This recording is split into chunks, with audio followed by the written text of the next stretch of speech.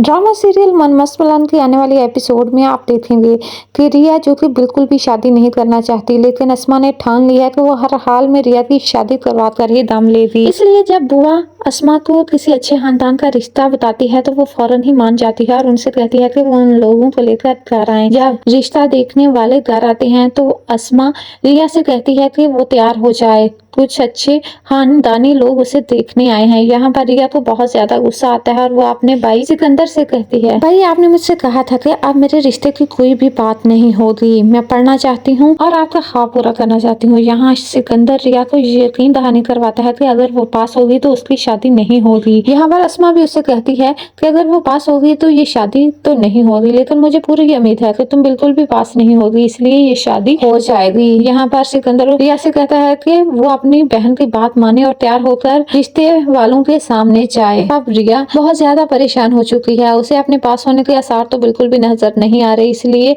वो ये रिश्ता तोड़वाना चाहती है। यहाँ पर कशिफ एक दफा फिर से उसे ये मशवरा देती है कि उसे कबीर से मदद मांगनी चाहिए। तब रिया उसे कहती है, तुम्हें तो कबीर के अलावा कुछ दिखाई ही नहीं देता, लेकिन इस दफा मैं कबीर से मदद नहीं मांगूंगी। यहाँ पर कशिफ फिर उसे मशवरा देती है तो फिर हम कॉल करके खुद ही उन्हें मना कर देते हैं। यहाँ पर कशिफ और रिया मिलकर उन रिश्ते वालों को कॉल करती हैं और यहाँ पर वो रिया की खूब बड़ाई करती है और ये भी बताती हैं कि रिया की तो पहले ही मंगनी हो चुकी है और कबीर उसका मंगेतर है।